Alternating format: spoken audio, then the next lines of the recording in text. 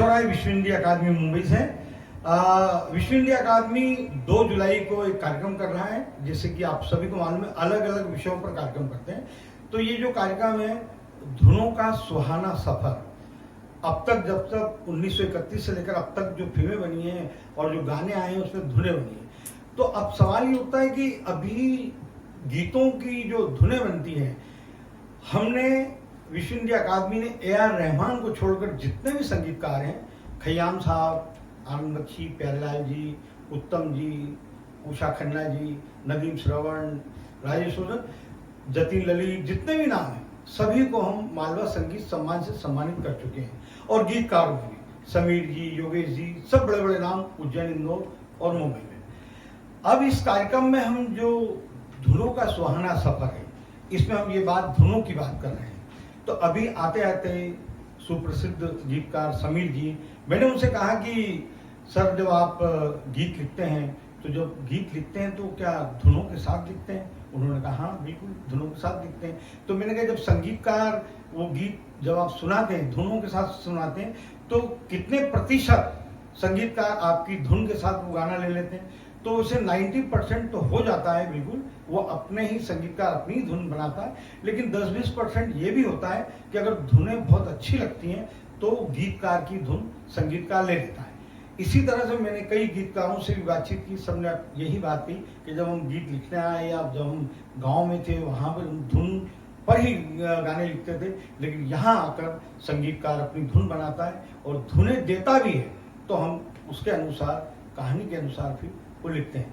हमारे साथ संगीतकार राज बिसेन है जो रेडियो मिर्ची अवार्ड से सम्मानित हैं। राज जी 2 मिनट आप बता दीजिए कि आप ये धुनों का जो सुहाना सफर है इसमें भी आप आ ही रहे हैं, आप किस तरह से धुन बनाते हैं? गीतकार जब आपके पास गीत सुनाता है तो वो अपनी धुन के साथ सुनाता होगा, फिर आप उसकी धुन लेते हैं या अपनी स्वयं की धुन बनाते हैं? तो बहुत बार तो इसमें ऐसा होता है कि काफी सारे जो गीतकार है वो जो अपना गाना लिख के लाते हैं और वो बिना गाए हमको देते हैं कि ये इसके लिरिक्स है जी, ठीक है। तो उसके लिरिक्स के ऊपर हमको जब अच्छा लगता है कि इसका मीटर परफेक्ट है तो हम लोग उसकी खुद धुन सुनाते हैं। लेकिन कुछ गीतकार ऐसे होते हैं कि जब वो गाना लिखते हैं, गीत लिखते हैं, तो वो कुछ गुनगुना के ही लिखते हैं एक मीटर में आने के लिए, ताकि गाने का जो मीटर है वो कम ज्यादा ना हो और संगीतकार को धुन बनाने में आसानी पड़े। तो वो संगीतकार को बहुत बार धुन ऐसा गा के सुनाते हैं, लेकिन उसमें बहुत बार क्या होता है कि वो गीतकार को ऐसा लगता है कि ये धुन मैं बनाया ये बहुत अच्छी है, लेकिन वो कमर्शियल होती नहीं है, लेकिन एक मीटर में होती है। तो उसमें क्या होता है संगीतकार अपनी नई धुन बनाते हैं।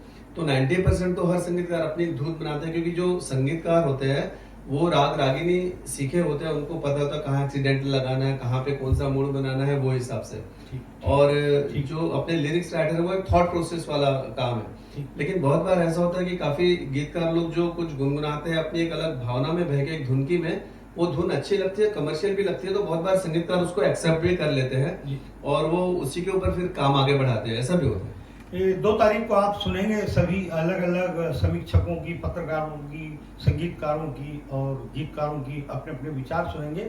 एक अंतिम बात ये कि विजू शाह को जो हमने उज्जैन इंदौर में सम्मानित किया तो उन्होंने वो किस्सा बताया, तू चीज बड़ी है मस्त मस्त। इन्होंने धुन बनाई थी, आनंद बख्शी जी को जब धुन सुनाई तो उसमें उन्होंने गाना लिखा, लेकिन वो गाना 1-2 दिन 3 दिन में पसंद नहीं आया।